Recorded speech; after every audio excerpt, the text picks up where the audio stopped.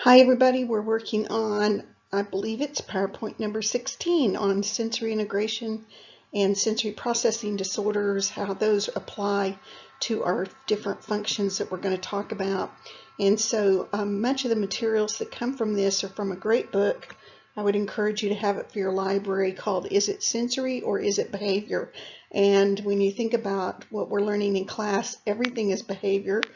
So it's important for you to understand that if someone has a sensory integration disorder of some sort, that it's going to have an impact. It's going to have a function, and it's going to be either an access function or an escape function, right? That's what the whole class is all about. So we're going to go through these. Hopefully it will be understandable as we go along.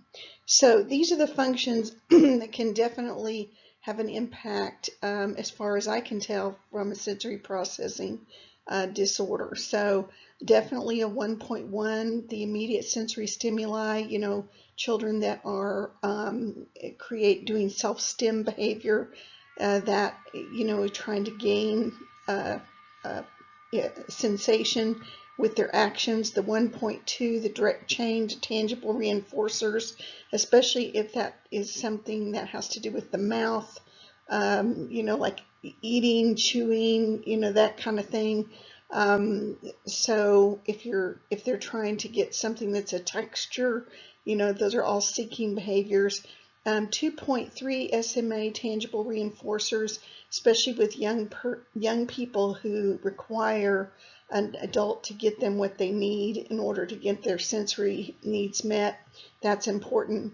3.1, the direct escape with unpleasant social situations, how that relates, you'll see, is due to the noise that can happen with large groups, or as well as people touching them.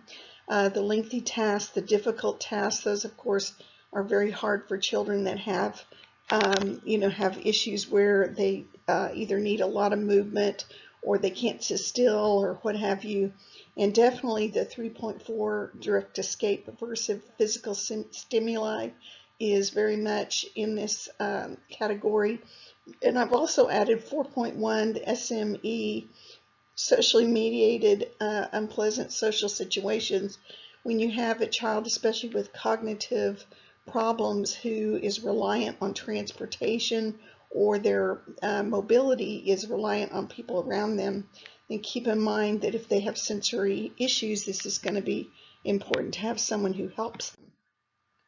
So basically, SI theory came from a psychologist, occupational therapist, and it has to do with our ability to take in information through our senses. So our touch, our movement, our smell, taste, vision, hearing, all of those go together. They're stored in our brain, and this is how we, come up with our assessment of whether we like something or we don't like something.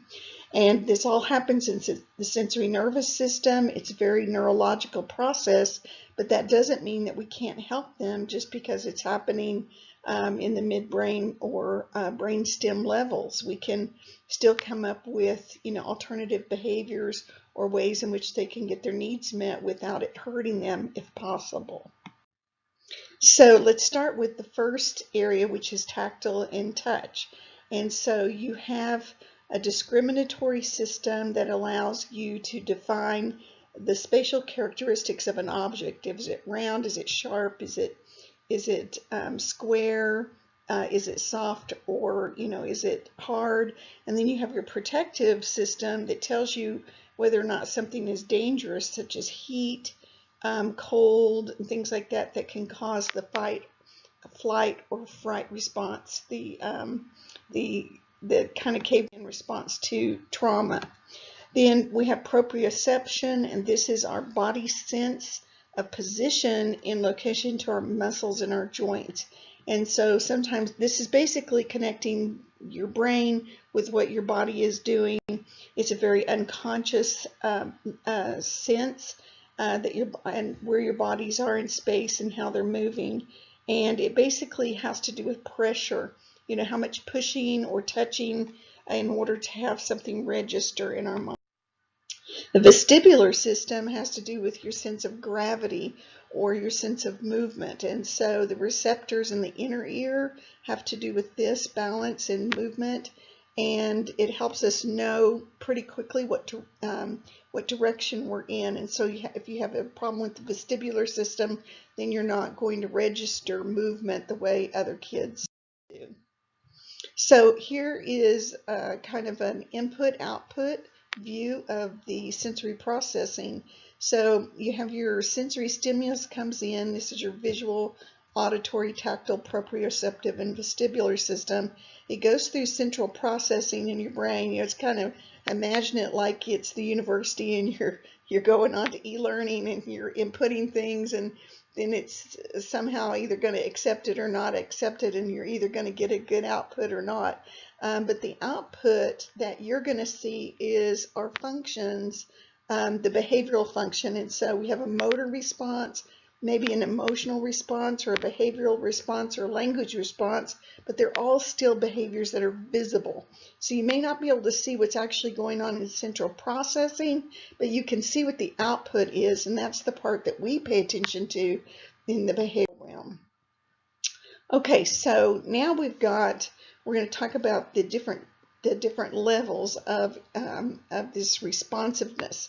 And so you can have dysfunction when you either have hypo-responsiveness or hyper-responsiveness, or for some kids it's kind of a fluctuation of both depending on what type of sensory issue we have.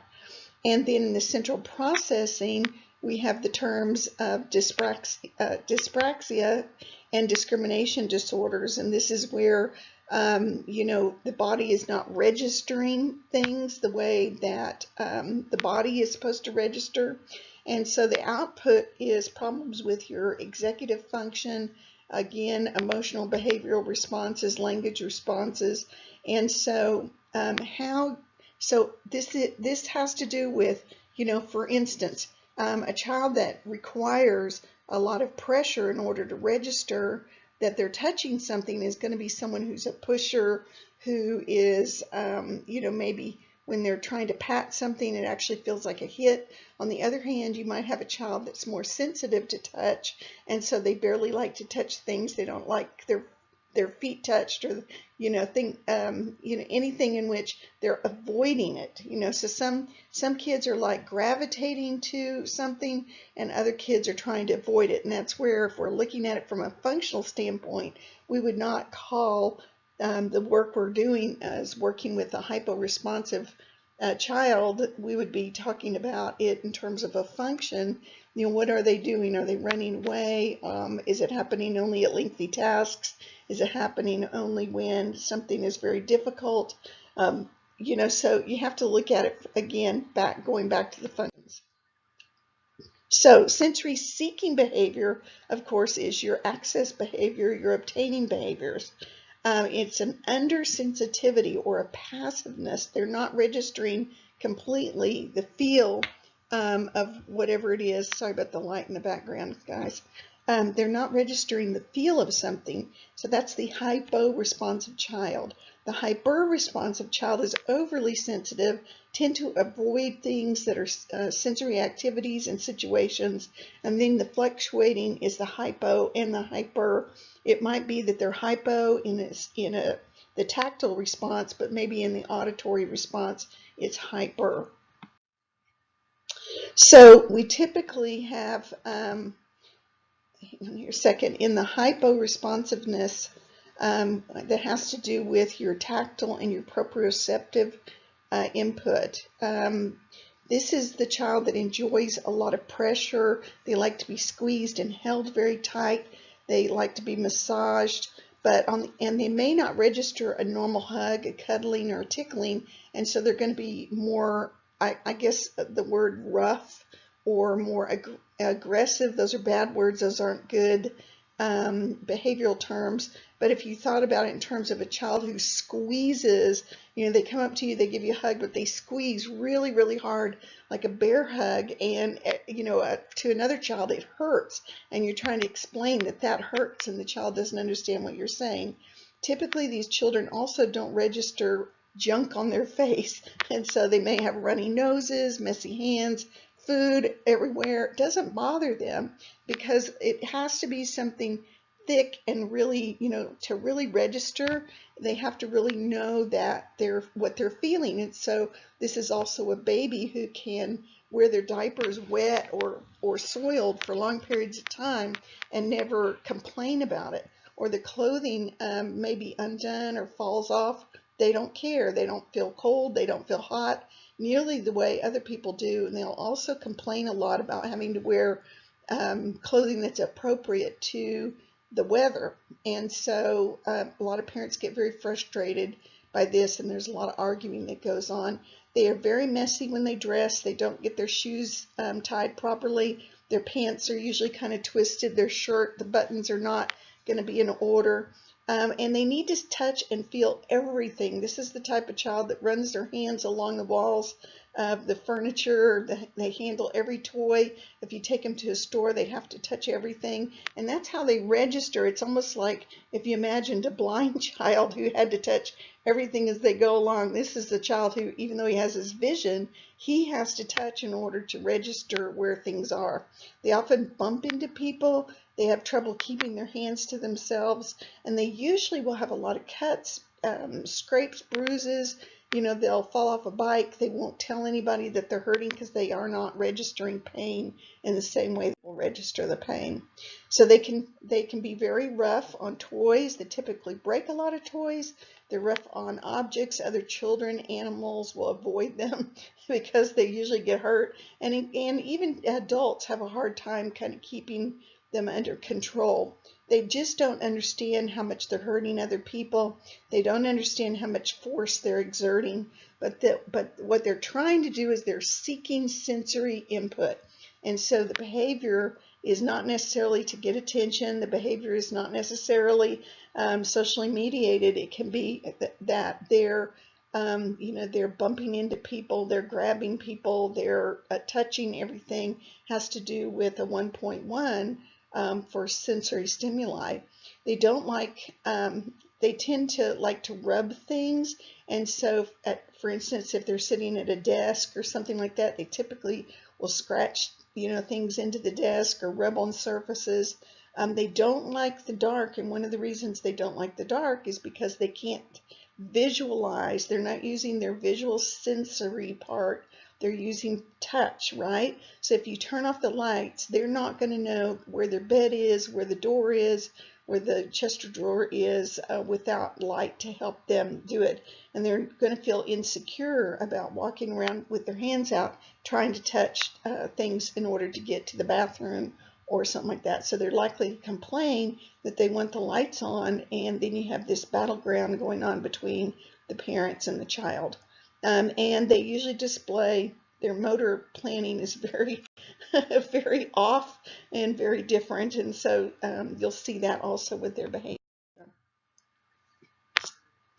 Another kind of interesting thing about this child is, besides the fact that they crash into things and they have very intense sensory experiences, but they can't seem to identify things without actually looking where they're touching. So they have to use kind of two inputs at the same time.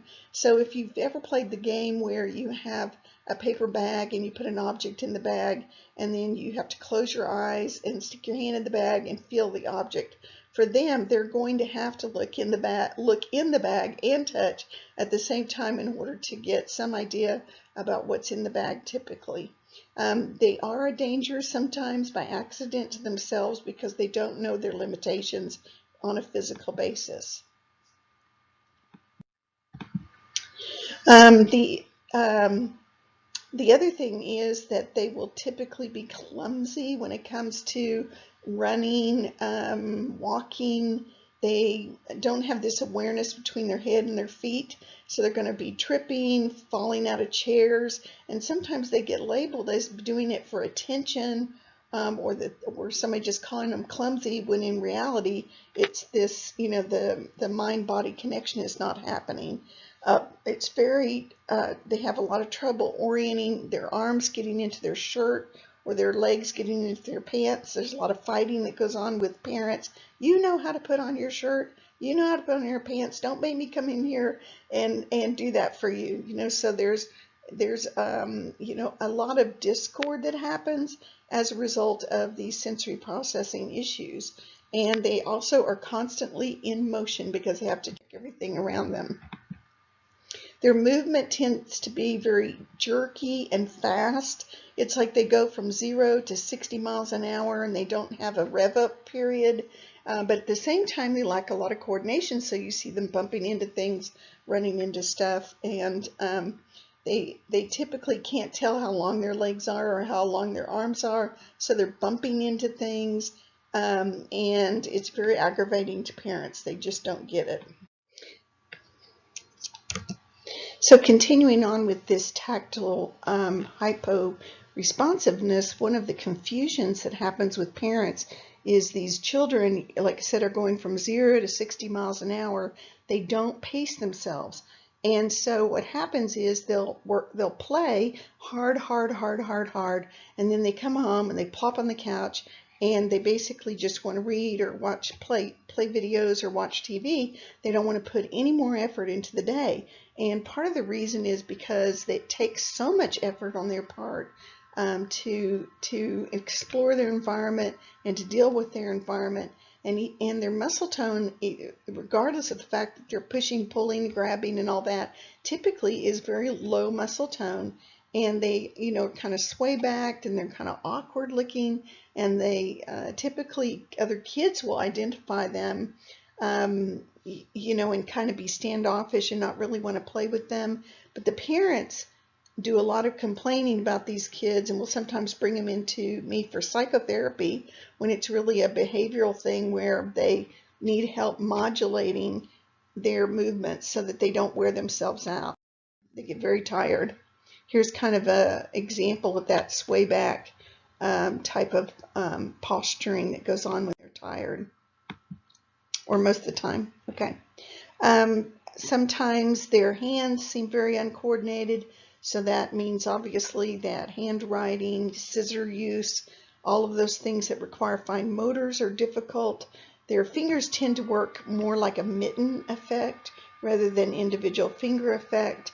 They typically can't imitate finger movements, and they have difficulties snapping fingers or doing things like the peace sign or the Star Trek type of deal. And so they typically also drop things, are very clumsy. Again, we have problems with parents getting upset about that a lot when it has to do with that body touch connection. More issues include their inability to use their own vision when trying to look for things or find things. They typically use all of their senses to figure out where something is. And so when they're little and things typically go into a child's mouth, these kids are going to be mouthing things a lot longer than other kids. They have difficulty holding their crayons, their pencils, so things get broken. And there's a lot of threats going on in the family about, you don't take care of your things. The toys get all messed up. And so you really have to have some endurance working with these kids. But again, this has to do with a lot of sensory need and a sensory access. And so we're talking about the 1.1 direct access behaviors.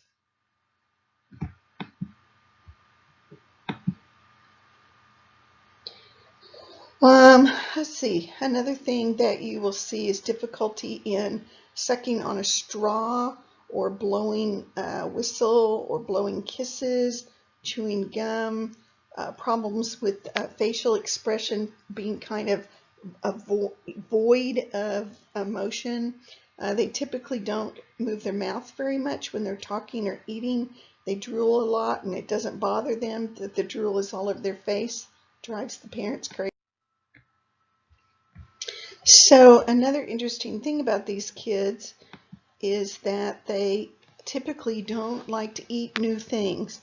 They like to eat similar foods or familiar foods so that they don't have to guess what it is. So if your presentation has a different texture, different size, different color, and all that kind of stuff, if they haven't touched it, felt it, put it in their mouth before, they're going to be very hesitant to do that because they'd like to know They like to have already assessed what they're going to put in their mouth.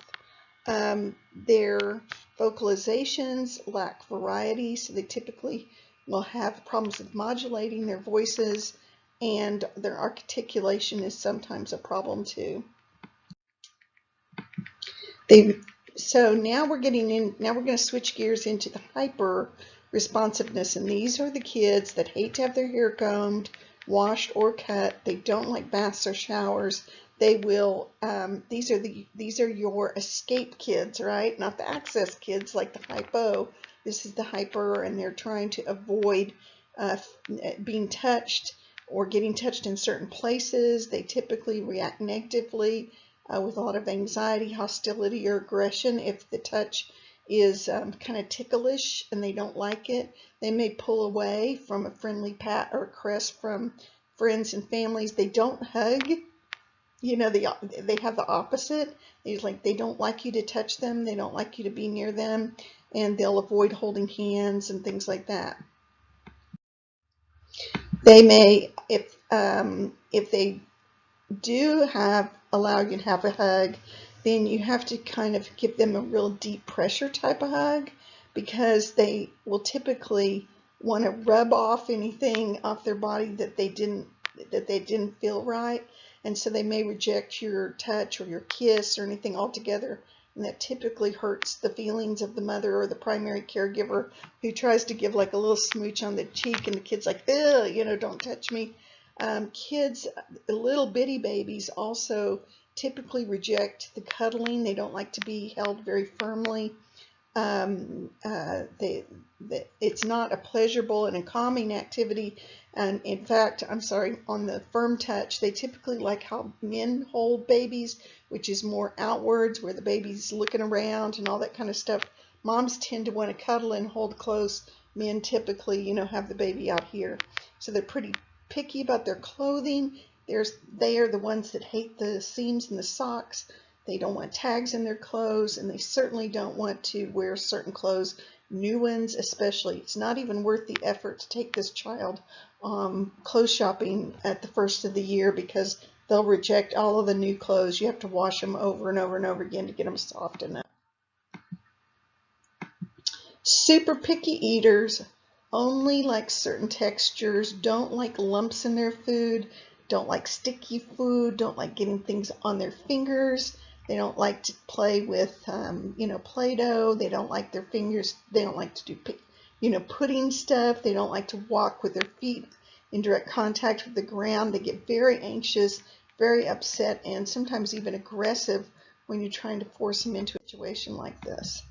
So they also don't like uneven surfaces, walking on curbs, gravel, mud, grass, especially sand. If you try to take them to the beach and you're expecting them to have a good time, they're going to be miserable. They will not usually sleep on the bed. They like to sleep on the floor. Sometimes it's because of a fear of heights.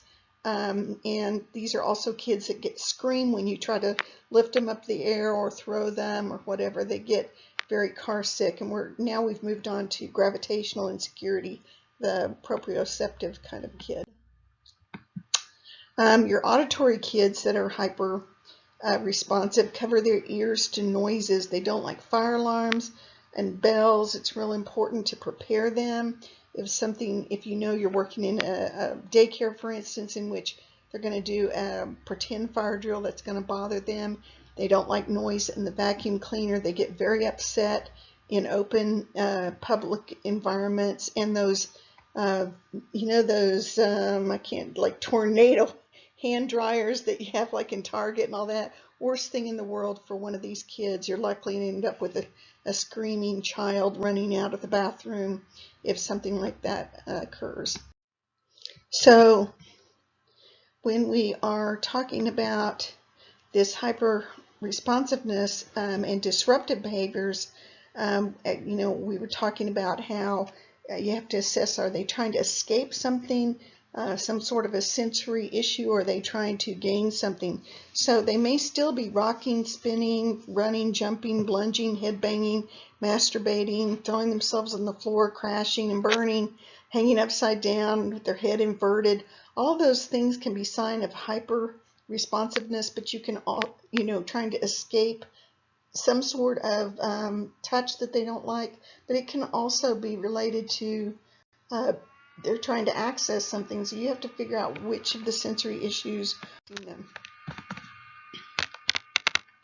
Handshaking, rubbing their hands and fists together, hitting themselves, a lot of this kind of business going on, scratching, rubbing, finger flicking.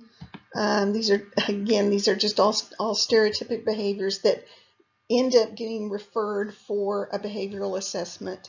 And again, you have to look at the function of them.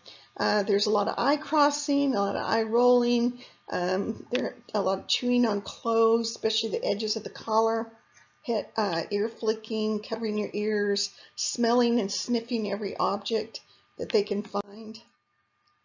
And so, okay, so those are the hyper and those are the hypo responsiveness. Now we're going to move into central processing disorders that have where the brain is not able to organize the sensory information, and so this is when you get kind of the both response that's going on, dyspraxia and your discrimination disorders. So sensory modulation and self-regulation that goes on have to do with our arousal, our state regulation and self-regulation, our focus and attention, and behavioral and emotional balance, basically. And so when you have the central processing issues are pretty serious in terms of behavioral concerns. They are something that has to be worked with a lot. And so parents need to understand that you're going to have some very practical reasons for handling these problems. So the type of warning signs that you have for dyspraxia here are delineated between young children, school age, and teen adults, and I'd like you to take a moment to look at those more carefully.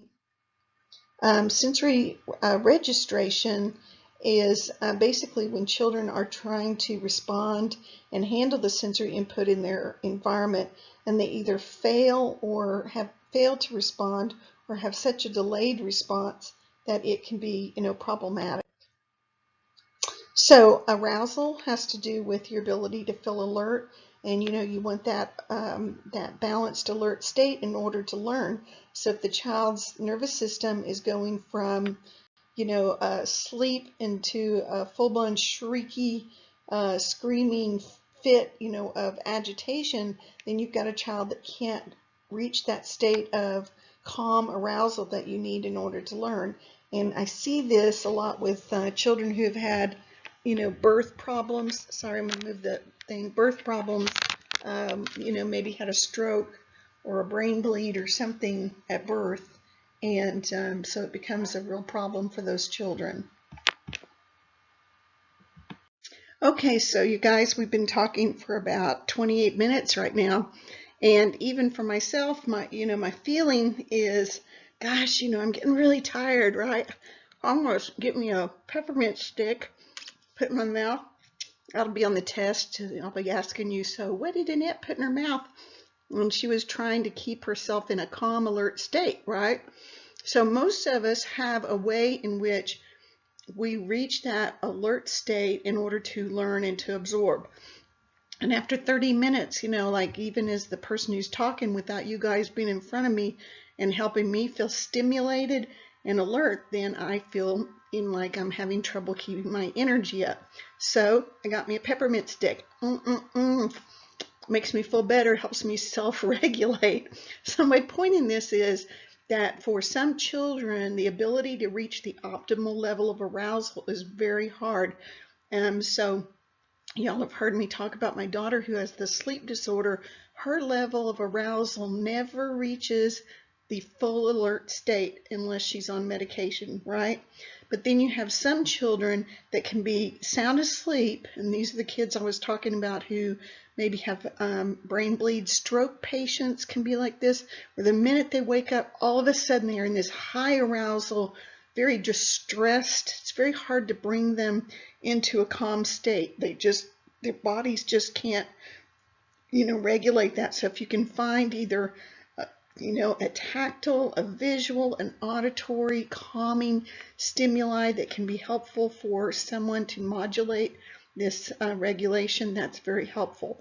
We all do it. Everyone does something to help regulate this. It's just that it becomes a problem when you don't know how, or you have the inability to do that. So a sensory modulation disorder, in terms of a behavioral standpoint, could be any of those that I listed at the beginning. It just determines, what it determines is what the behavior is and whether they're trying to seek alertness or they're trying to escape too much alertness, right?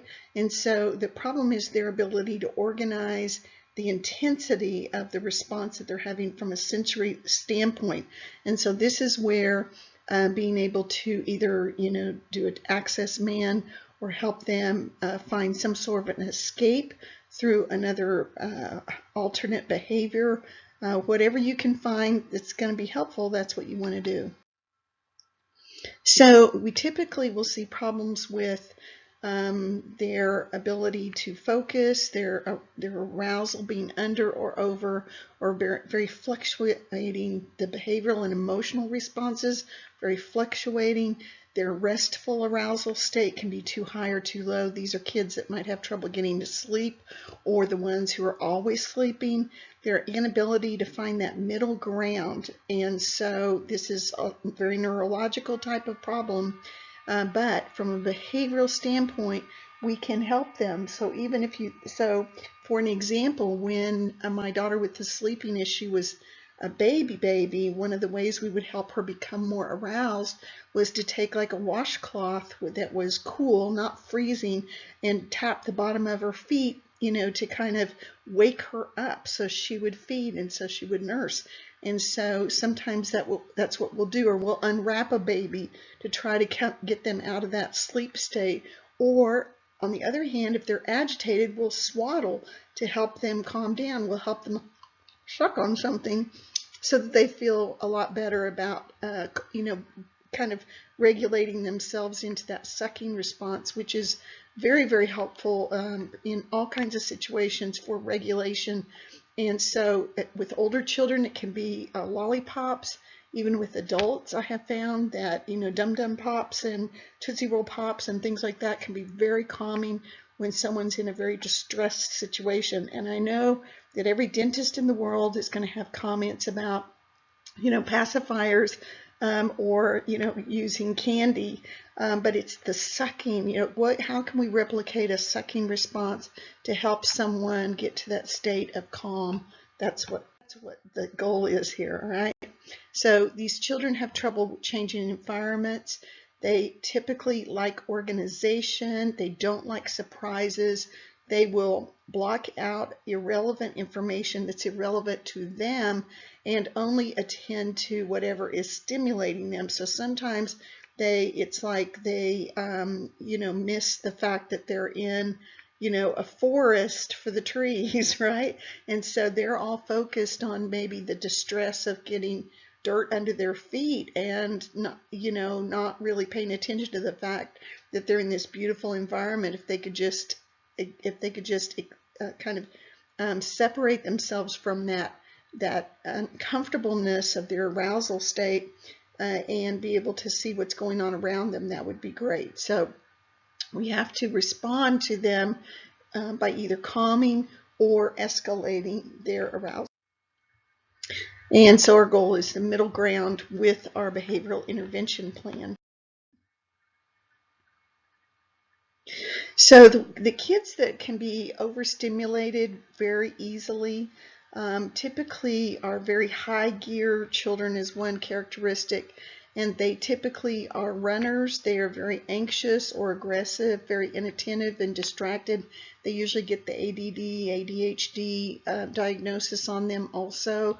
But in terms of from a behavioral standpoint, you're looking at what is causing them to be distracted, what is causing them to be inattentive, why are they being aggressive, what is causing anxiety, and if we can change those variables, those antecedents that make them overly sensitive and control those environments, we can help the children maintain a state of calm when possible. You can't always be there to do that, but moms intuitively, the kind of good enough mom intuitively knows what's going to trigger her child, and you'll see moms go through all these kind of efforts to avoid triggering their children, and you think they're being spoiled, but what they're really doing is they know that if that child runs into a situation where they're not prepared, they're going to have a screaming child on their hand, or they're going to have a running child on their hand, and it's very disconcerting. So the low gear kids are the opposite. They typically have trouble waking up their system, low muscle tone. They don't have a lot of facial expression or emotional expression. Or if they're like how my daughter was, she would really fight that, and she'd be going at 100 miles an hour as long as she was awake, but then she would just crash and burn, and then had no energy to be able to handle anything else. It was just oblivious to what was going on around her. These low regulated kids typically fall out of chairs. They usually try to find something that they can do. People will label them as being very lazy or having low endurance, but it does take a lot of effort for them to gear up, to get up for the kind of things that seem very normal to other kids. All right, so the common names for these would be under responsive sensory output, sensory defensiveness, gravitational insecurity, aversive response to movement. And so you have to look at these things in terms of behavioral words, but I want you to be familiar from the OT occupational therapist standpoint what this terminology would be. But if you're going in there as a behavioralist, you're not going to be using any of these terms. You are going to be using what is the child actually doing? How are they getting themselves alert? How are they getting themselves to calm down? Stress and anxiety of any kind is very negative for people with sensory modulation disorders. They're going to be much more sensitive to what's going on around them, and then the under-responsive kids are going to kind of retreat, and so they're not going to stand up for themselves. They're going to basically function at whatever level that they can handle with the task, but they're not going to aggressively jump in and try to take care of the problems. So your hypersensitive kids are already at this high level. I see this a lot with children who get referred for therapy, and they get all kinds of different diagnoses and whatever.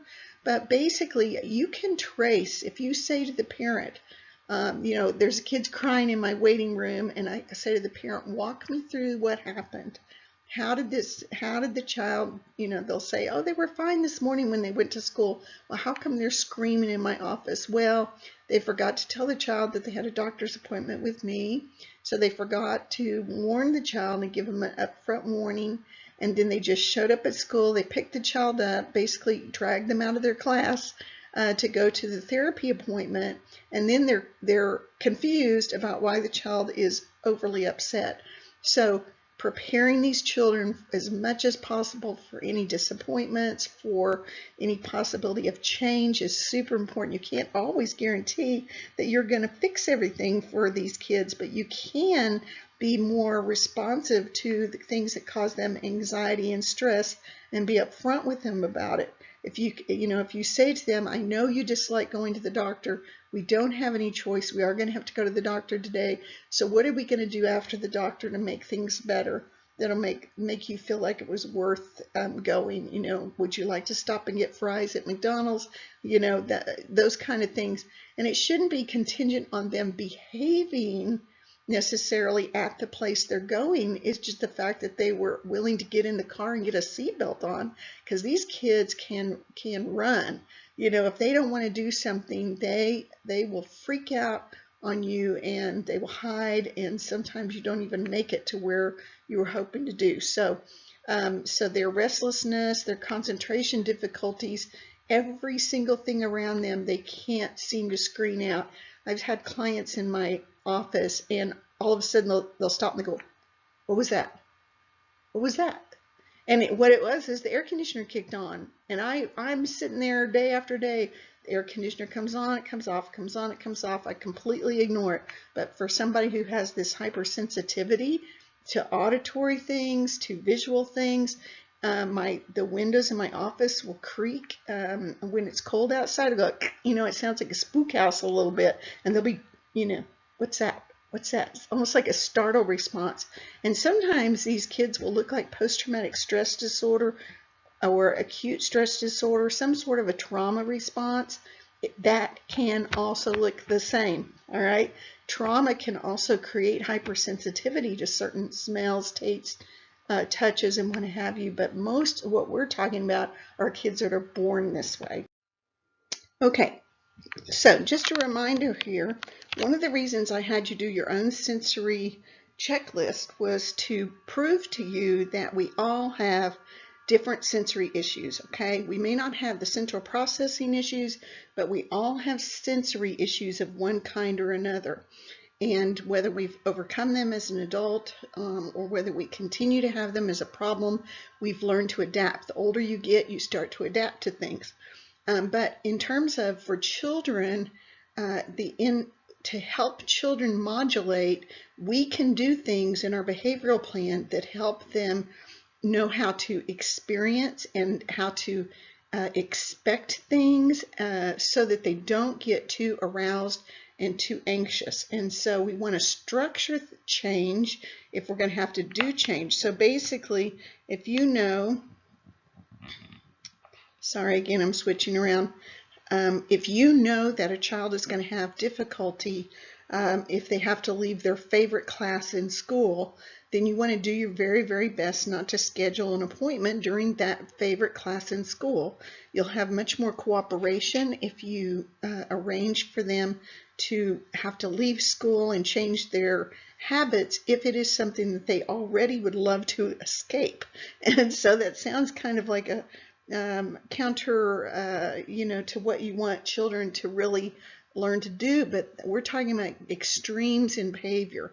So you don't want a child that's getting so out of control that they can't calm themselves down because they're so afraid or they're so anxious about the change. So you want to review with them what to expect. You want to do your very, very best to control the antecedents of the environment for maximum predictability, and you want to assure good communication to decrease the stress. You can do things like call the pediatrician's office, tell the pediatrician staff, hey, I'm bringing in my child. My child's highly anxious about getting a shot today. If we can do it on a different day and just have a gentle exam with no needles or anything that resembles a needle, I think that will help desensitize them so we can bring them in on a different day and have a shot done at a different time. How can we help children learn to handle uncomfortable situations and not anticipate that every situation is going to be negative and upsetting to them? So when we're talking about dyspraxia, again, it's central processing, and so praxis is basically our ability to plan, organize, and carry out functions that are unfamiliar to us. So this would be almost like when you looked at those the misdirected contingencies or the wacky contingencies. If you have a child that's unable to process information and put together their hands, feet, and their brain all at the same time, they don't have the ability to do that. It can be very frustrating. So the planning has to do with the concept and the idea of what needs to be done. Organizing is being able to have their brains be able to put that movement, that thought process into making bodies move, their sequencing of how to move forward, and the execution. So think about a disease such as Parkinson's, in which the brain is having trouble telling the body what to do, how to move the hands, or how to control a tremor, or how to move forward. Sometimes they'll get kind of frozen or stuck. And so those are, problems with dyspraxis. So motor planning is related to this, and it requires how to actually learn a skill. So this would be the process of helping a child by modeling or by shaping their behavior.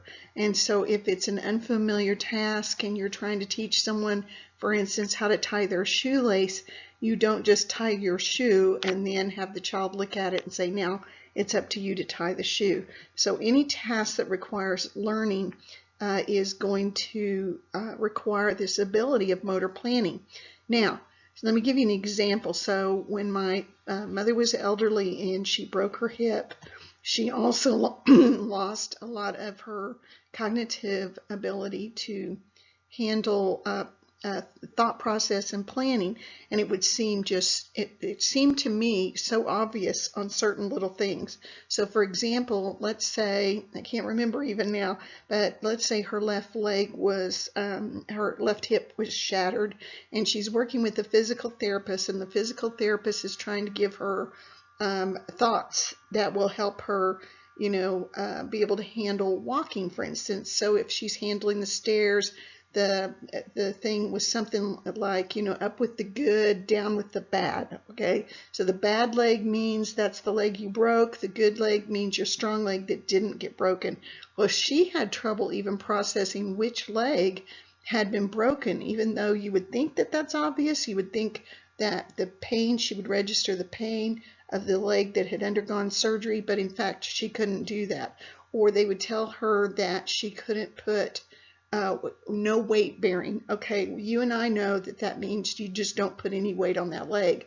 And then I would find her, she would get up out of the bed and she would be putting weight on the actual leg that shouldn't have the weight bearing, because in her mind, because she was up on her tippy toe, then she thought that meant that she hadn't put weight bearing. So that whole process just was completely mixed up in terms of step by step how she can follow instructions. Another example was trying to get in and out of a car in a proper way once you've had an injury. And so, the OT and the PT went through with her numerous times of how to use a walker, how to back it up into the car, how to sit down first, how to hold things, turn your body, put the seatbelt on. So many different steps, and yet something she had done her whole life, but she was unable to do this kind of motor planning. So dyspraxia or practic dysfunction has to do with the difficulty of organizing and planning and carrying out these sequences. And so the family members of these kids or adults, and I see this also with Alzheimer's and other forms of dementia and strokes, that they get very frustrated. They seem to think that this is something that should be automatic, that people should be able to do easily, either because they had done it before or because it looks like it's easy for them to do. So for example, you might have somebody who goes into the kitchen, an elderly person goes in the kitchen and they're trying to make coffee. And so they put the coffee grounds in the pot, but they don't put any water in. They turn on the button and nothing comes out. And then they freak out because they don't know what happened. And then a family member comes in and says, "Oh my gosh, you're so stupid. Why didn't you put the water in the coffee pot?" And it kind of makes people feel bad. And I hear people do this with children as well as grown-ups with this kind of problem. They'll say, "Don't you know this?" Or "This should be easy for you. I've already told you this 1,000,000 times." Well, you may have to tell them every time and keep repeating and using repetition for all these new tasks, and help them, once they've learned something, they can repeat it that same day, but you go to the next day and they may not be able to replicate it again no matter how hard you worked with them. So you want to try not to be too frustrated. That should be part of the behavior plan, is to act as though it is a new task every day until either they get it and they get it on a consistent basis because you've been using good reinforcers, or they don't get it and it's just going to be part of their behavioral plan, is to be positive, to keep repeating things, to help them through every So continuing on, these are just examples of things that you'll see with people with dyspraxia, excuse me. Their difficulty, their awkwardness and clumsiness and motor coordination is really very poor. Usually posture is off, and the ability for one side of their body to know what the other side is doing. They'll typically look funny when they're walking. It's almost like if you imagine walking like a soldier. Your natural walk is one leg's back and your hand is forward, right? You know, you're going like this.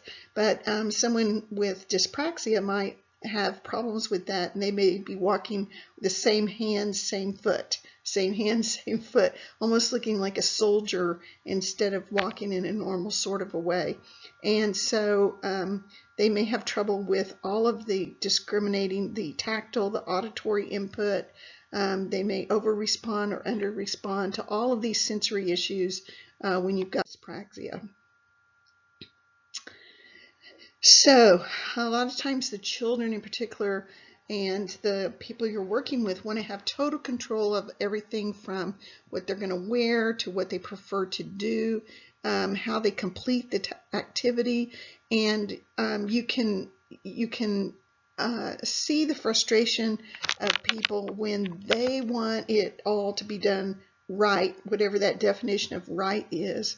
And so sometimes the parents will describe their children as being very controlling, when in fact what they're just trying to do is keep everything the same so that they don't get overly frustrated and overly upset about it. They are have a lot of trouble organizing themselves, so you cannot really expect these kids to know what goes in their backpack. Everything has to be reinforced in detail, whether it is the backpack. Every day after school, there's a ritual in which everything is emptied out of the backpack, organized with mom or dad's help, put back in. Maybe there's a visual list of what needs to go in the backpack.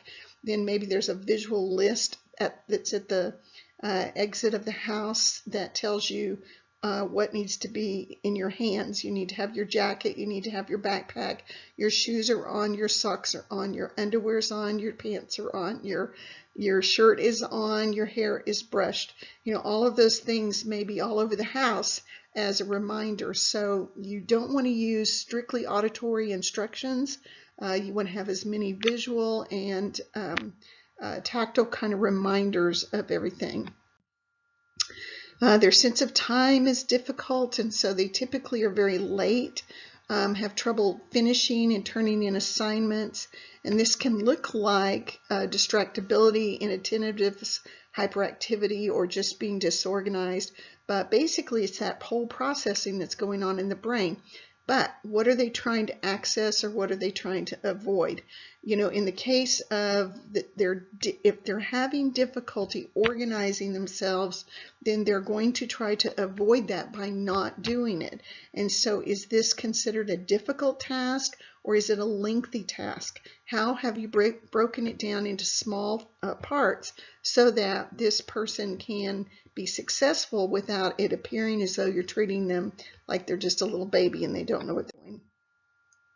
So in the ABC and analyzing behavior, these are some of the antecedents that you see will trigger sensory kids more than anything. So if you have a large room, unstructured tasks, if there are poorly planned transitions, and I would recommend, if you're working with a classroom of little children who have these issues, that you never change the task and the schedule. I don't care if it's a holiday or someone's birthday or whatever, at least keep it in the same order. So if you want to build in some sort of a free activity, then that needs to be built into the regular schedule, and somebody comes up with something different every day at that time, but they're not allowed to do it at any other time.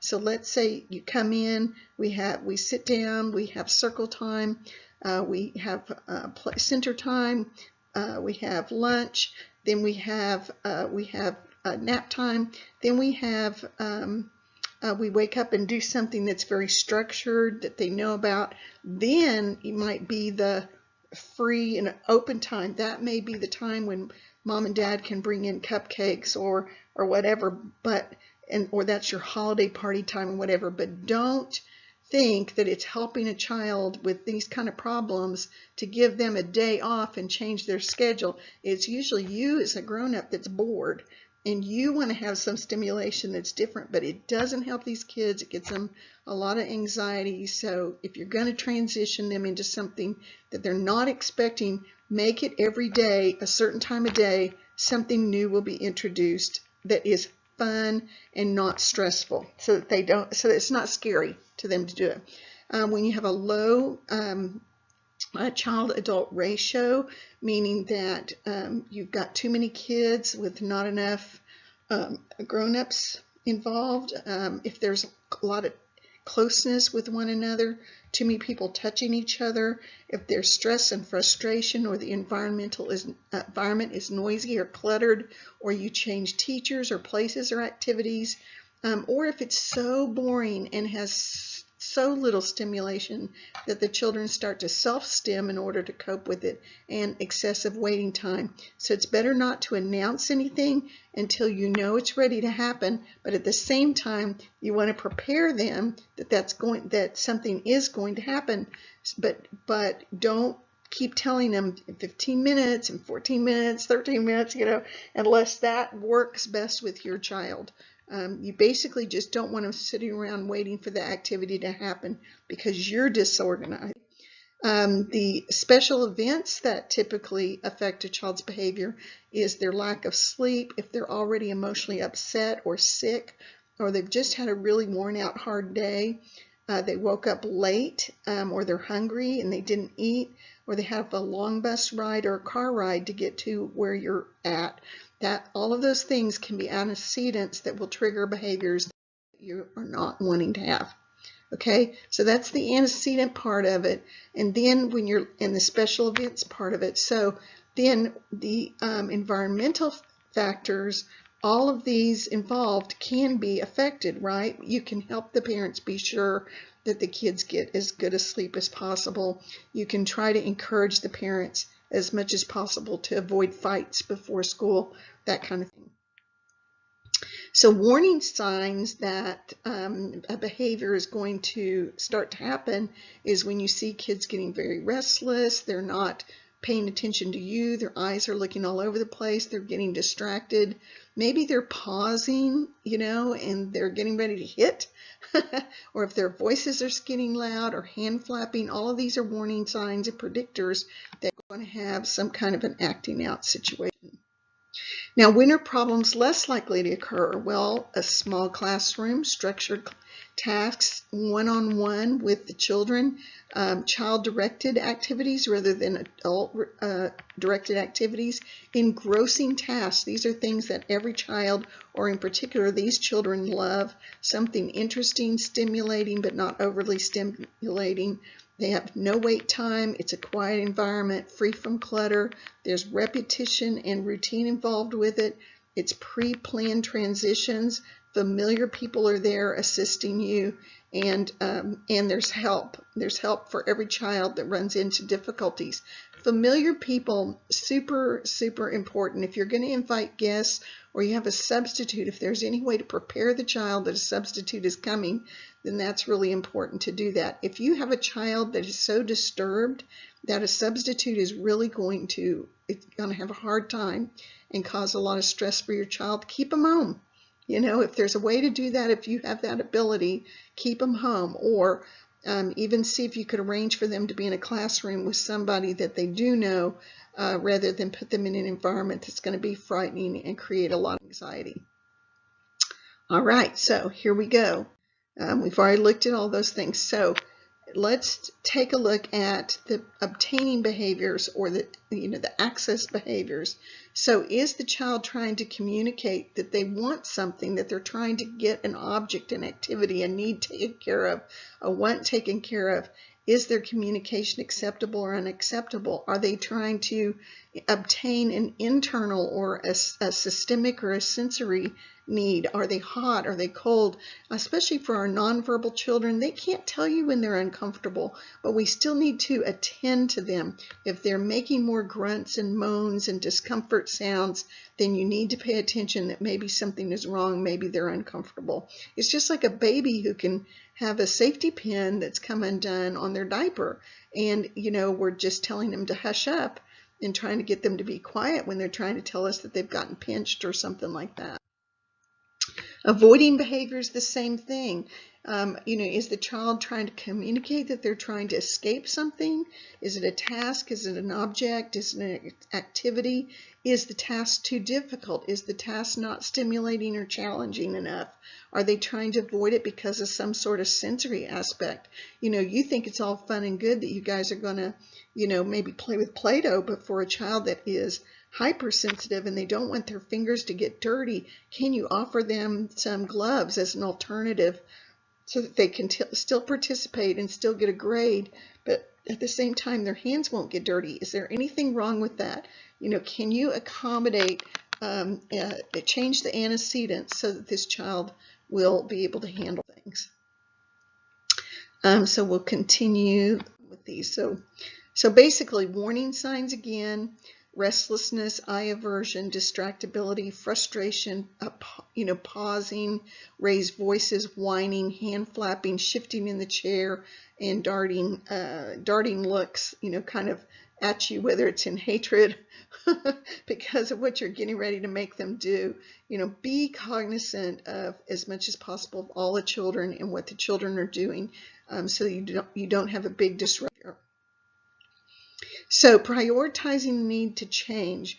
As I said, we all have sensory issues. At what point are they, number one, harmful to self or others? Number two, destructive of property or destructive to other people? Number three is disruptive and distracting, which is of less importance. Number four is it interferes with their ability to learn. Or number five, it's socially inappropriate. Now, all five of these things can be important for developing a behavioral plan, but in terms of from 1 to 5, 1 and 2 and 3 are probably the super, super important things. 4 and 5 are not going to get somebody hurt, okay? So you want your high priority behaviors to be taken care of first. You have to stop or eliminate those behaviors with a chain interruption of some sort, or you've got to identify what is the antecedent that is precipitating precipitating this kind of behavior, and stop that. Get in there and basically remove the reinforcer of their escape behavior.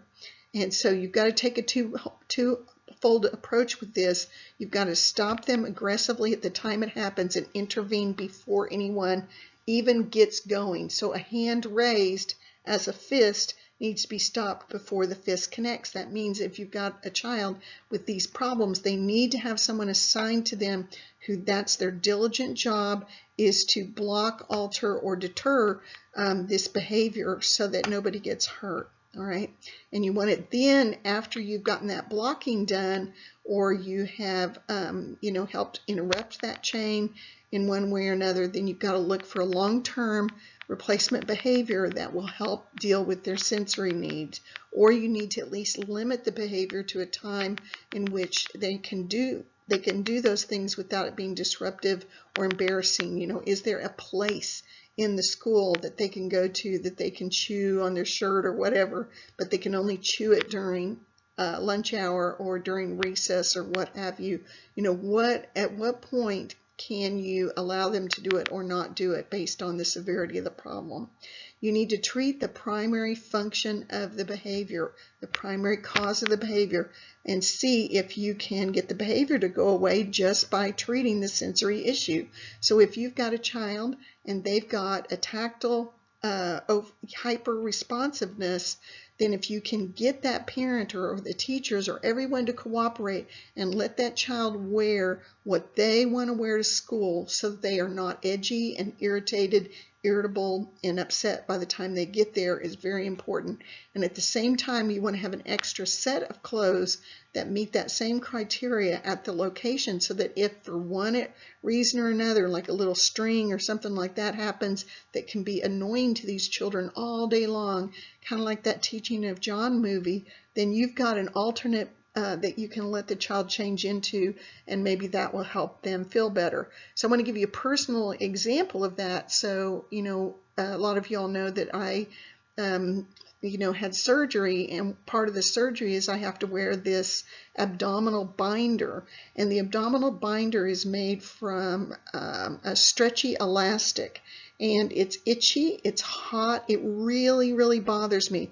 And I'm not really a tactile person, although I prefer things like cotton and real natural fibers. I don't like things from petroleum products. I guess it would be, like polyester and things like that. So I was having to wear the binder without anything underneath it for a period of time, and I discovered that I just absolutely had to have a halter or an undergarment that was soft and long, and then I put it underneath the binder in order to cope. Now, my body still itches sometimes, and sometimes it's irritating, but I can tolerate it, whereas before I could not sit still. I just felt like I wanted to scratch my skin off. And that, there's an example of something that is very sensory. Sometimes for kids, it's their underwear. It can be the elastic band around the underwear is really bothering them. I've seen kids where they show up to school day after day after day in really soft sweatpants, and the parents can't get them to wear anything else, like jeans or dress pants and all that. And then all of a sudden the school play comes, or they have assembly, or it's graduation day, and just the whole ordeal of trying to get these parents to get the kids into the same appropriate attire is really, really difficult. So you can help them by suggesting to them to go to the Goodwill store, or go somewhere where they can find the right color of outfit in a soft, something that's been washed and washed and washed and washed a million times, and maybe has a few little rough edges, but it would meet the qualifications of the color without going to the store and spending a lot of money on something that I guarantee you that child will never, ever wear again. So you can also consider just ignoring the behavior and doing nothing if it's not really bothering anybody. If it has to do with just people paying attention to it, is sustaining the behavior or maintaining the behavior, then just quit noticing it, quit paying attention to it. The funniest example I can give you is where this father brought in the daughter, and she was pulling the hair out of her eyebrows. It was a habit that she had when she would get anxious. It was her way of avoiding her anxiety. And the father brings her in, and I noticed that he has no eyelashes. And so I said to the father, I said, is there any history, I was doing behavioral interviewing, is there any history of hair pulling or anything like that in the family? And the father said, nope, never been. And the mom, who happened to come about 15 minutes late, she sat down. I asked the same question, and she turned and gave this really dirty look to the husband and said, what do you mean that there's nobody in the family who does the same thing? You pull your eyelashes out. He's like, that's not the same thing. That's not the same as her pulling out her eyebrows, because men don't need eyelashes. And it was just it was very funny, kind of a ridiculous conversation, but an example in which, parents have their own issues. And what it ultimately turned out is that this was 3 or 4 generations of that being a sensory type of behavior that they had in the family. It was very neurological, obviously, if it's gone from generation to generation. And most of the time in this family had been men, so that the looks didn't matter. But he was very, very upset his daughter was not going to have any eyebrows. Okay, so to maximize the strategies that we're talking about here, let's follow schedules, have a plan, minimize their downtime, make the transitions very seamless, help give the child choices and some degree of control, especially over sensory issues, but set the rules, set the limitations if necessary. let me talk to you about leotards and dance class. So had an example of a little girl who absolutely had to wear something around her wrist. I can't show it. So she would wear multiple rubber bands up and down her wrist, like the kind that were for hair bows, not the kind you would use for paper or something like that. So she would cover her wrists in these things, and for whatever reason it kind of created pressure, and it felt good to her, and it helped keep her calm. So she was kind of avoiding anxiety by that. So it was time for dance class, for dance recital time, and the recital teacher was adamant that she had to take off all these things off of her arm. And so it became basically the child decided they were not going to be in it. So the parents had to decide, whether to confront the dance teacher or whether to allow the child to stay out of the recital. And the compromise, which was really kind of a cool compromise, is that the dance teacher made cuffs that covered up everybody's wrists. And so the child got to wear her rubber bands on her hand, and everybody wore these really cute, glittery kind of wrist bands that looked really cute with their costumes. And that was a concession that the dance teacher did on behalf of this child.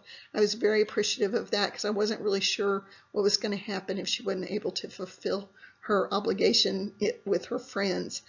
So set the rules, but at the same time give the child some choices where possible.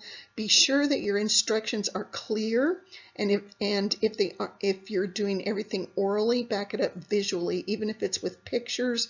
Where you have picture books that show what we're going to do next. Be sure the kids know what the pictures mean. I've had kids be given books at school that meet this criteria in terms of a behavior, but when they get home, they can't tell the parents what the pictures even mean because nobody actually explained the pictures. And use positive behavioral momentum. Ask questions that you are almost going to guarantee a yes to. Okay, are you ready to go get some ice cream? Are you ready to go to the playground and get the jumping jacks? Are you ready to, if these are things that child, loves, then try to keep their behavior always going in a positive direction by the questions that you ask if you're going to ask them. The other really important thing goes back to skill deficits also. Many kids have trouble in school because of academic problems, and the tasks that we're giving them to do are just too difficult, or they are missing some of the instruction that it takes to complete them. And the older that they get, the worse it gets. An example, I'll use my personal example of my daughter again. So one of my daughters was diagnosed with pediatric epilepsy in 3rd grade, but likely she had, because they were petit mal seizures, so you saw nothing other than a little bit of zoning out that would go on. But the neurologist explained to me that it was possible that she had probably started it the year before, and to get it under control, it took about a year and a half on seizure medication. And so his description to me was like, if you're watching a movie and every 5 minutes you leave the room and then you come back, but you can't replay the movie. It's not like Netflix where you can go backwards and forwards. Oh, I missed that, right? So with seizure disorder, you have that same kind of problem. Well, with sensory issues, a child can get so involved with the discomfort or the access and obtaining behavior. Again, it's like they're missing they're missing the forest for the trees, and so they may miss a lot of instruction because of uncomfortableness. So the more we can keep a kid calm, focused, and able to learn in short little bits and pieces and not leave them out of this whole equation, the better chance that their participation skills and their task and skill set will be in line with what the other students have. And so we have to be really careful with these large group instruction situations or having a peer-directed activity when really this child is going to need to have specific instruction. So they can have the social skills deficit, they can have communication skills deficits, and organizational skills. All of these things can relate to their success in a school environment, and we need to pay attention to that. And lastly, we're looking at the functional skills and play skills that a child may have. And so when you put all of these different skill deficit problems together, you may want to consider getting a speech and language evaluation, an OT evaluation, a curriculum-based evaluation, and other specific skills assessments before you decide you're going to build a functional behavioral assessment and a behavioral intervention plan. You can, if you have the skills and all these skill sets to, you can test your functions, and based on those functions, you can decide, what other disciplines you might want to have involved with you. But I'm just saying, if this is the case, and if they've already had those evaluations, it really helps you narrow down your functions. But you still may have to do your own, baseline to see how frequent are these problems, or are these just, kind of aggravations to the families involved. So anyway, I know this is a very long PowerPoint, but it's a really important one to help you at least have a screening idea of what to look for with little children as well as even adults, and the mid-adolescent to young adults who can have those problems that you're dealing with day to day, even in your friendships and whatever. Things that can be very irritating to other people can end up being more of a sensory issue or processing issue, and you may not even know it. So anyway, I'll go back to having my peppermint to wake myself up again, and I'll do another PowerPoint for you before the end of the week. Okay? Thank you. Bye-bye.